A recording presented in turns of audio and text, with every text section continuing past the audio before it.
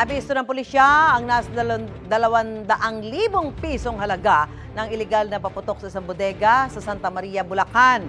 Sinalakay ng pulisya ang bodega matapos malaman na doon galing ang mga iligal na paputok na ibinebenta raw online. Kabilang sa mga nakumpiska ay plapla, tuna at Goodbye Philippines na pawang nasa listahan ng mga pinagbabawal na paputok ng PNP dahil masyadong delikado. Arestado ang namamahala sa imbakan ng paputok. Tumanggi siyang magbigay ng pahayag. Payo ng pulisya, huwag bumili ng paputok online para makatiyak sa kalidad nito. Sa halip, bumili sa mga lehitimo at lisensyadong tindahan ng mga paputok. Mayroon po tayong mga bentahan dyan sa May Bukawe. Marami po dyan na regulated po yan at lisensyado po ang mga nagtitinda. Tuloy-tuloy po yung ating cyber patrolling at syempre yung ating mga random inspection doon sa mga physical stores na nagbebenta po ng mga paputok. Dapat po ay meron po yan mga PS marks. Ibig sabihin dumaan po yan sa quality check ng DTI. Gusto mo bang mauna sa mga balita?